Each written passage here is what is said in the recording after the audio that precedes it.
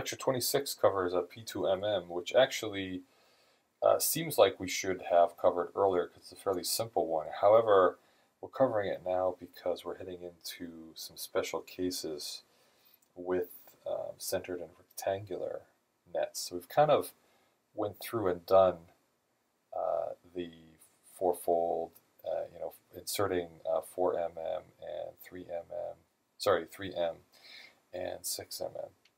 So now we want to cover other options that have arisen or will arise from inserting mirror planes and glide planes into rectangular lattices. So recall that our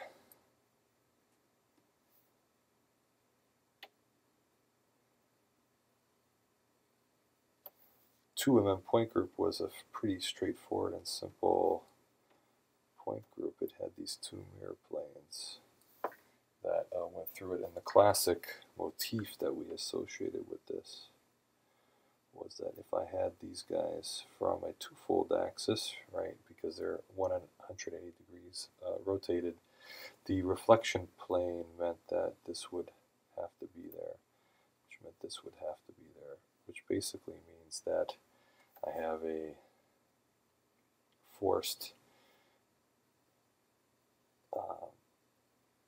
different mirror plane coming down the middle here. So now let's take our primitive lattice and the P2 lattice.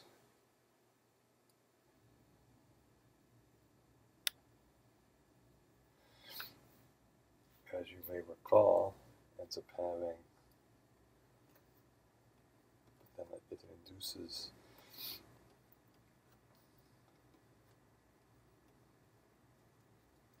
these two-fold axes here, these two-fold axes here, the two-fold axis in the middle.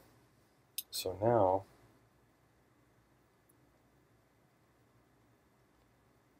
put in our mirror plane here.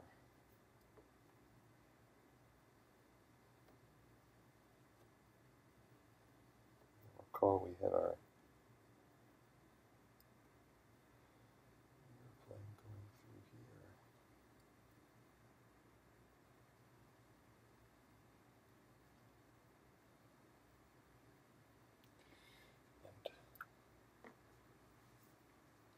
there's a variety of ways to show.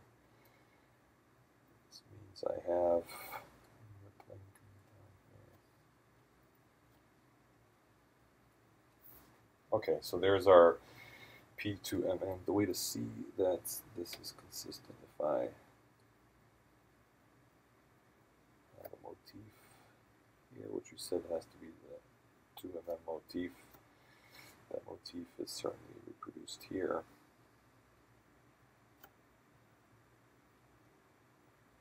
And if I rotate about this point, I have the same thing over there. Of course, by translation, I would have a similar motif showing that symmetry because of the mirror planes, and the rotation over here and over here. And again, you see the mirror planes are different, right? They're representing different kinds of environments. And also these are different, right? So remember how we had pointed out that, if you're to look in the basic standard cell, this twofold, this twofold, this twofold, and this twofold are all different. And indeed they are, if you can tell just by inspection that we're talking about. So there's P2MM. Now, the question we're going to introduce for the next lecture is we've kind of run our distance of inserting these mirror planes at the edges of a cell.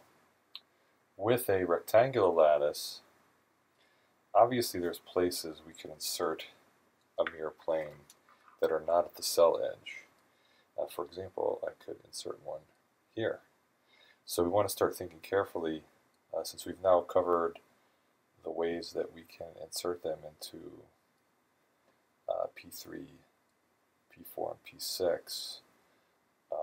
the cell edges, and in the unique case for the P3, we could have two ways to put it in. But now we want to think a little bit more along the lines of P3, is that, well, since we have rectangular symmetry, I could put the mirror plane in maybe somewhere here, for example. And now we're going to think about that and develop some new theorems related